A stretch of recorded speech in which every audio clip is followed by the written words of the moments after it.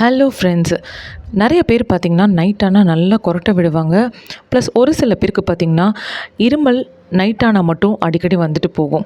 So இது ரெண்டையுமே தடுக்கிறதுக்கு வீட்டு வைத்தியத்தில் எப்படி சரி பண்ணிக்கலான்னு பார்க்கலாம் வாங்க.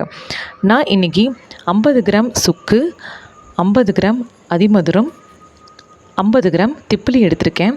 ஒரு 50 கிராம் மிளகும் எடுத்திருக்கேன். சுக்கு, அதிமதுரம் இது ரெண்டையுமே ஒரு சின்ன உரலில் போட்டு நல்லா கல்லில் தட்டி எடுத்துக்கோங்க. இந்த மாதிரி இல்லைனா மிக்ஸி ஜாரில் அரையும் போது சரியாக அரைப்படாது. இப்போது ஒரு கடாயில் 50 கிராம் மிளகு எடுத்து கொஞ்சம் லைட்டாக வறுத்துக்கோங்க.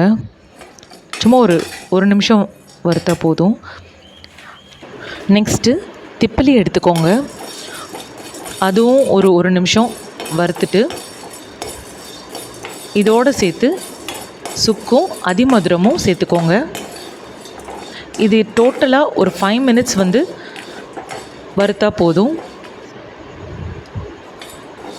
நல்லா இது எல்லாமே சூடாகணும், அவ்வளோதான். அடுப்பு ஆஃப் பண்ணிடலாம்.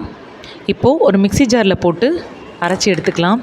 கொரன்னு அரையும், இப்படி இருந்தாவே போதும். இந்த பவுடரை ஒரு ஏர்டைட் கண்டெய்னர் பாக்ஸில் போட்டு வச்சுக்கோங்க. இப்போது இந்த பவுடரை எப்படி சாப்பிடணுன்னா, சாப்பிட்டு முடித்து ஒரு 1/2 அன் ஹவர் கழித்து நைட்டு தூங்க போகிறதுக்கு ஒரு 1/2 அன் ஹவர் பிஃபோர் இந்த பவுடர் ஒரு ஸ்பூன் எடுத்துகிட்டு இதில் கொஞ்சமாக ஒரு ஸ்பூன் ஹனி சேர்த்துக்கலாம்.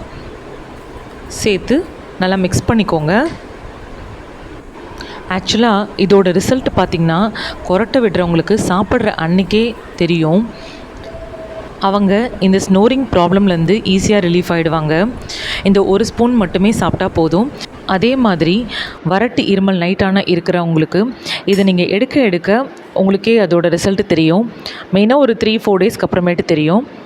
அதே மாதிரி நீங்கள் டீ போடும்போது ஒரு தடவை இந்த மாதிரி ட்ரை பண்ணி பாருங்கள். இந்த பவுடர் ஒரு 1/2 டீஸ்பூன் எடுத்து டீயில் நீங்கள் மிக்ஸ் பண்ணிவிட்டு குடிச்சு பாருங்கள். நல்லா ஃப்ளேவர்டாக இருக்கும். இதோட ரிசல்ட் எப்படி இருக்குன்னு கமெண்ட்ஸில் சொல்லுங்கள். தேங்க்ஸ் ஃபார் வாட்சிங்.